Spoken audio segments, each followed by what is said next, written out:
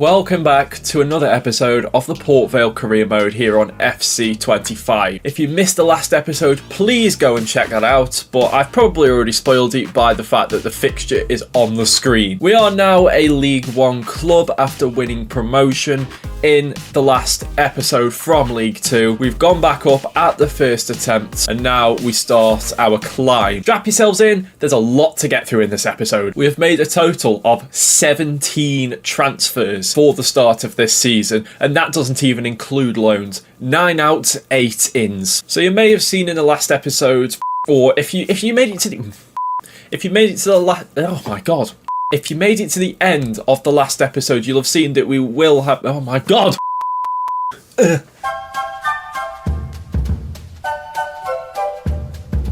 If you made it to the end of the last episode, you'll have seen that we made 2 sales right at the end of last season.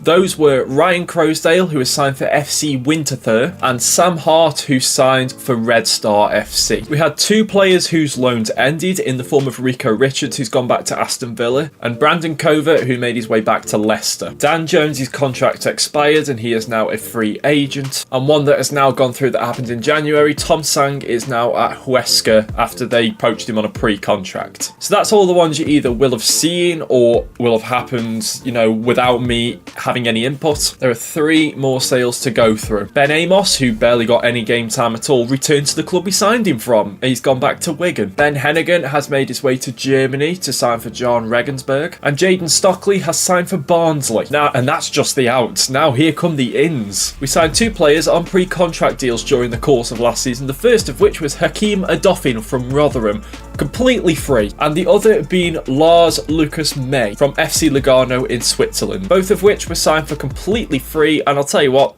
their wages aren't the worst either. And Adofin can play a range of positions as well, so he's going to be quite useful. But that's not all, because I have another 6 to take you through. All of these next few are free transfers, the first of which is Felipe Fernandez, who is a Spanish goalkeeper. 17 years old, 6'4", he looks pretty decent. We have Will Garrett, who is a right back, who I'm going to be playing in that right mid position. 69 overall, English, looks really good. He's got decent speed on him as well, which is something we were lacking a bit of last season. We've brought in Randall Williams on a free. He was playing for Bolton last season, 69 overall, and he's going to take up the left-hand side. He was a left back when I signed him. I've put him up to left mid, and he's gone up by like 3 overall. He's kind of just a sort of stopgap kind of signing. He's 28 years old. I'm keeping Jack Shorrock out on loan and giving Randall Williams a game time so that Jack Shorrock can come back and take that position back again, hopefully. Now, we have quite a lot of centre mids already, but I have signed another one, and you'll see why soon. Arthur Gray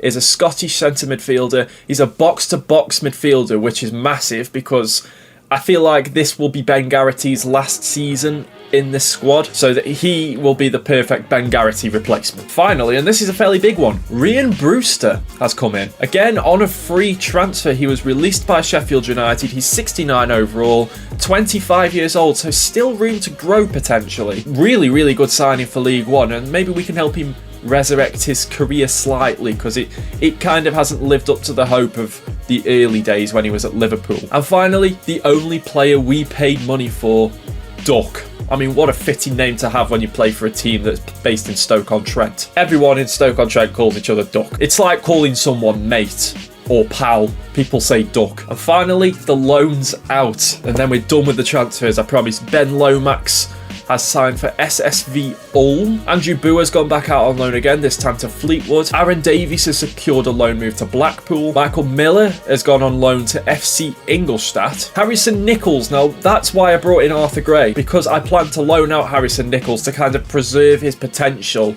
and sort of get him growing a bit more, because he was called up to the first team early last season and he didn't get too much game time, so I thought it's better to loan him out than to keep him in the squad as a substitute. I said I'd do it. Benicio, he's gone out on loan to FC Petrol. Jude Robinson has secured a loan out as well, and he's gone to Frosinone. And of course, the other one is Jack Shorrock, still at Dunkirk. Okay, that's all the transfers out of the way, but now we've got more to get through. Finally, Rewards? No, player awards for season 1. I'm going to give out some awards at the end of every single season. So first up, we've got top scorer, which goes to Rory Payton with 21 goals, which was a very good return considering about halfway through he had like 5. What's arguably more impressive is the player with the most assists, which is Ethan Chislett. He got 21 assists, which I think is more impressive than getting 21 goals. Best player of the season, I'm also going to give to Ethan Chislett as well, because not only did he get all of those assists and also some goals, of course, he was so good in that midfield. He was the one that was defending high. He would always win the ball back high up the pitch. Most disappointing player, I think I'm going to have to go for Benicio. Yeah, his season didn't really go his way. He did have an injury which kept him out for a while, but before that he didn't really do anything. He then got the injury, and then when he came back from the injury, he was never ever fit, so barely ever played. And when he did, he didn't really offer anything. And all he had to show from his 22 appearances was 1 assist. And biggest good surprise, which is given to a player who I thought wasn't really going to feature much or wasn't really going to do an awful lot, things like that, was Kyle John. He effortlessly slotted into that right centre-back role when I changed formation, and he was just brilliant. He was brilliant at left back at first, and then he swapped to right centre back and was even better. And to be honest, I didn't think he was going to feature that much because I didn't really have anywhere to fit him in. I did ask you guys on episode 4 to comment what countries you would like me to scout. I have now sent scouts out to those countries. So Holden is gone out to Chile to look for a centre mid, cam and left winger. There wasn't anything specified for Chile, so I just chose those 3 based on the other ones. Watson is out in Japan looking for a striker, and Jakobsen is out in South Africa looking for a centre-back, right winger and striker. Thank you everyone for all of your comments. Of course, keep leaving your comments down below for any countries and any positions or even any roles that you would like me to scout. Comment as many countries as you want in one comment. What I've done is these 3 comments were all separate. I did have another one that had 3 countries on it, which will probably be the next 3 countries I scout. And leading out from that, we actually have 2 players brought in already from those scout reports. This is Ivan Ibanez from Chile, who is a 65 rated left winger. And we also have Minoru Miura from Japan, who is a striker, of course, as we're scouting for strikers in Japan, obviously. Okay, that was a lot of waffle. Are you ready for some games now? Our domestic success goal, by the way, is to finish mid-table. So this time around, we're not expecting to be near the top. Of course, I'm hoping to do a little bit better than that, but hey, you know, if we don't, we don't. Just as long as we don't get relegated. First team we are playing against is Reading, away from home, and they are playing a 4-3-3 flat. That is so nice to see, but they are playing tiki-taka, and I don't really like tiki-taka in this game. But here we are then. Are you ready? First game of the League One season. Reading against Port Vale. Here we go then. New players, fresh lineup, fresh league. Here we go. Chislett. In for Talai. That's a brilliant ball, Laurent Talai. Oh, straight to the keeper again. Here's Chislett. Through for Talai again. Oh, we need someone in the middle, really. Oh, he's been brought down. He's been brought down. It's a penalty. Who was that? Who brought him down there? That was an awful, awful attempt at a challenge. Bindon, what are you doing? This is the first time I've had a penalty in this save. I'm literally getting the tutorial for it. Is there anyone good at penalties? I think Duck is the man to take this, by the looks of it. Here we go then. It's Duck. This might be the first penalty I've taken on the game all year. And it's in!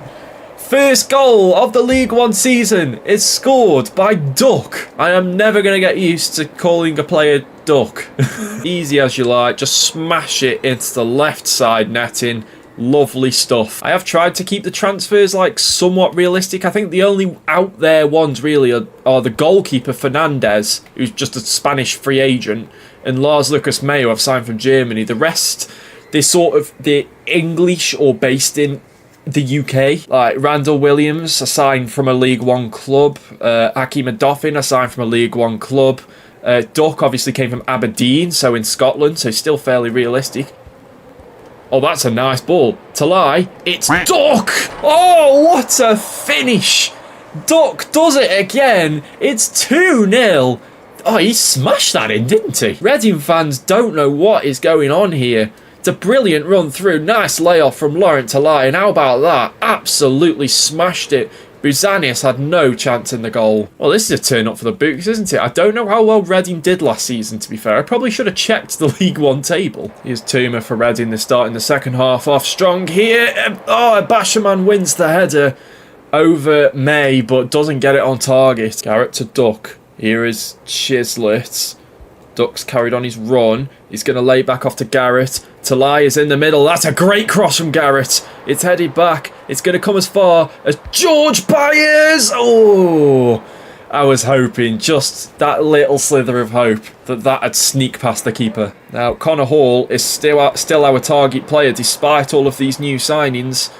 Here's Chislett again. There's no one really in the box. He's going to pass it to Talai. That's a good save from the keeper. Time for some new signings and fresh faces from the youth academy to make their mark. 3 substitutions. Ryan Brewster, Caleb Butler and Daniel Jacobs all coming on to make their debuts for the first team. I have used Butlers and Jacobs before in the youth tournament. Butler was especially impressive.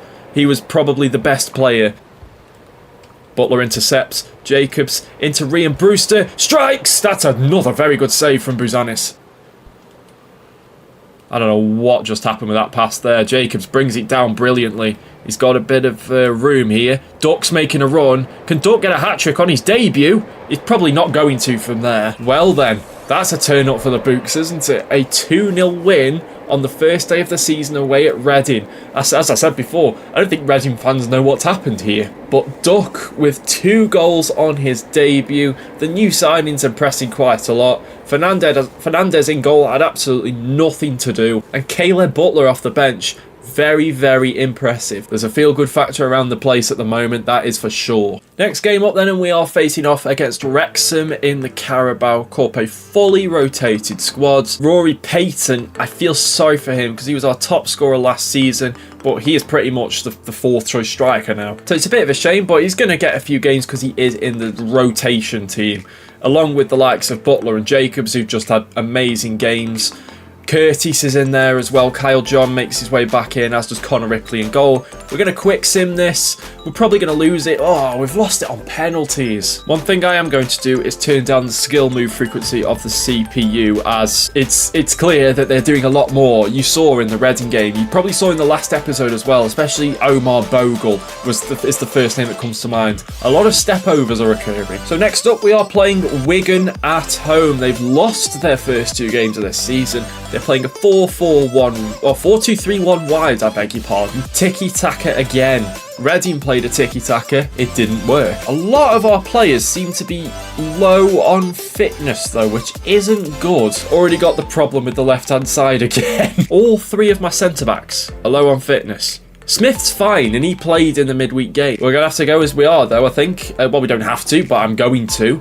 Port Vale against Wigan Athletic. I did change around the automatic training thing slightly, so that might have something to do with it. Because it's hard to find a balance with those, because last season I felt that there was like a few players that were really low on fitness all the time. So I'd kind of up them a little bit, and now it seems that there's more players with less fitness, but the less fitness is more, if you know what I mean. Into Duck. He can hit them, we know that. And Ben Amos is in goal for Wigan, and he makes the save. Ben Amos leaves Wigan as first choice, comes to us as a backup, and goes back to Wigan as first choice. Ben Garrity, he's not got a lot of space here. Chislett, great touch. Bombing forward. Oh my god, that's a great save from Amos again. Chislett to put the corner in. Connor Hall. Ben Garrity. Oh no. This is one of those where one of your former keepers comes back to haunt you. Oh, that's a lovely ball into the box. And Adams should have done better with that. Williams inside to Chislett. Chislett to Garrity. Can Garrity have a hit? Yes, he can. Oof. They're just not going in. Smith playing it through towards Stones. Fernandez makes the save. That's the first save he's had to make so far. Here's Carragher for Wigan. Get that out. Yes, Garrett. Go, go, go, go, go, go. Laurent Talai. Use your speed. Run, Brewster. Run, Chislett. Anyone. Here's Chislett. He's got nowhere to go. Where is he? Where is anyone? Anyone to pass to at all? It's found its way to Brewster. No! Diamond Edwards. Garrity. Laurent Talai. Play it into the middle. Brewster! That is it! We've been looking for that for so long, and it's the substitute Ryan Brewster with his first goal. Oh, yes! That is well played in the end. Talai left the ball. That's a lovely ball into the middle for Brewster to just stretch his foot onto. Oh, get in there, son. Oh, a deco. Oh, get that out, Butler. No, he's heading straight to a deco. Doesn't matter. Does not matter. We've kept another clean sheet and we've got another 3 points in League One. This time, it's at home. Vale Park sees its first League One win for what feels like about 2,000 years. And we have beaten Wigan by 1-0, thanks to a goal from that man, the substitute Ryan Brewster. Next game up, it is Wycombe away from home, and this is going to get simulated. This is actually third against first at this early stage in League One, and first wins out. And Jacob's getting a goal, Peyton getting the other. Here we are then, our final match of this episode sees us taking on fellow promoted club MK Dons. Of course, they ended up winning League 2 last season. They're playing a 5-2-3, which is gross. Let's see if we can get our revenge.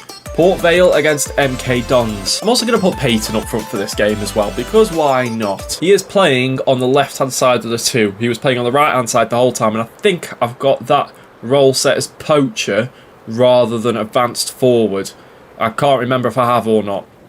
Here's Jonathan Lico. Caused me all kinds of problems last time against MK Dons. Oh, what on earth was that? I moved Fernandez to try and block off the far post. Lico went near post and it's hit the post, hit Fernandez and bounced straight to anchor. Lico playing it through for Burns. Oh, he's put it wide. Am I going to have to sign him for a third Vale career mode? Here's Caleb Butler. Playing one through. Here is Duck now. He's got 5-star skills. Hang on a second. He just tried a McGeady spin. He's got 5-star skills. I did not know this. Oh, that was nice from Diamond Edwards. It nearly resulted in something a bit worse. But you know what? It's fine because we are now getting forward here. Get that cross in. That's a lovely cross. Oh, Duck. Certainly didn't duck there, that's for sure. Here's Duck. Duck running through. It's Duck. Saved by the goalkeeper. Oh, here we go with MK Dons again. Fernandez, good save. Oh, get out, mate. Yes. Man, they're going to become the bogey team of this save, aren't they? Or are they? Rory Peyton sent through by Duck. And I have just massively jinxed MK Dons there, haven't I? Rory Peyton scores again. He comes back into the team and does what he does best. Maybe Talai really is the problem here. Because Rory Peyton's come in and scored a goal. Talai just struggles. Oh, come on, Lico, man. Oh, oh, why does he always have something to say whenever I'm playing as Port Vale, whether it's for us or against us? He scores again, Jonathan Lico. It's 2-1 to MK Dons, and we were equal for all of about 2 minutes. Uh-oh, this isn't good. Arthur Gray, make a difference, lad. Yes. Ooh, didn't like that, though. I really didn't like that. You can't play it to hit Jonathan Lico, of all people. Uh-oh, Hendry. Oh, Dauphin slept a bit there. Oh, my God. It's hit the post for MK Dons there. A Dauphin just stood still and watched. Can we get an equaliser? Not if we're making passes like that, we won't. And look who's through again. It's Jonathan Lico. And this time, Fernandez is equal to it. Or not, he didn't. I thought he saved that. MK Dons have done it. We've come up to League One. We've beaten Reading. We've beaten Wigan. We still can't get the better of MK Dons. Okay, we're now at transfer deadline day. Do we have any more offers? No, we don't. That one was already in for Mitch Clark. A lot of the players on this list are for future, more so, really. Players like, I don't know, Ross Sykes, for example, is too good right now. Another throwback name is Rafik Zeknini, by the way. If you've been here, if you were watching my FIFA 16 Plymouth career mode, you'll know about Rafik Zeknini. Well, we've gone and done it. We have signed another player by the name of Ed Turns. He's a centre-back, formerly of Brighton, I believe. I may have got that completely wrong. But he's left-footed, and that's the big key. The only left-footed centre-back we have at the moment is Connor Hall. And if Connor Hall gets injured, well, we have no one left-footed to take his place. So Ed Turns is that guy. Who is this leaving the club? Is that Mitch Clark? Mitch Clark is gone. He has left for Sondurski.